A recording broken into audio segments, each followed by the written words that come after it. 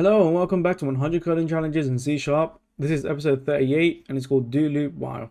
In this challenge, you're going to be displaying on the screen the numbers 1 to 9 using a do loop while. If you've never heard of this before, then just keep watching and we're just going to go through it now. Otherwise, if you'd like to attempt this yourself, then pause the video now and we'll get started.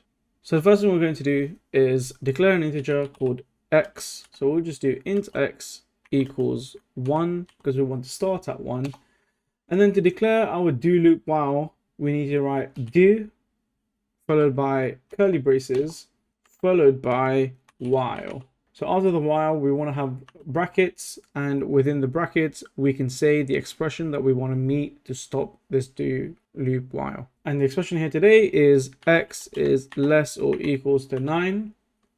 So once we've written that, we can put a semicolon to end that do loop while. And then within our loop, we can output the number. So let's just console.writeLine x. And if we leave it like this right now, then this will run infinitely, just outputting 1. So we need to also increment x so that it increases every time.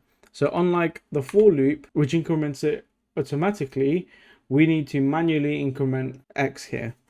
So let's go ahead and run our code. As you can see, it ran from 1 to 9 as you'd expect it to. It's important to notice the distinction between a do while loop and a while loop. The do while loop will run the code first before checking the condition, whereas a while loop will check the condition before running the loop.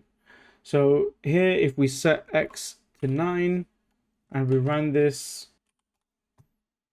it will still run and output 9. So if I set this to 100, for example, and run it again, it would still output the 100. We will cover while loops in another video, so I won't demonstrate that now. But for now, thank you for watching. If you enjoyed, subscribe for more videos like this. Catch you guys in the next one.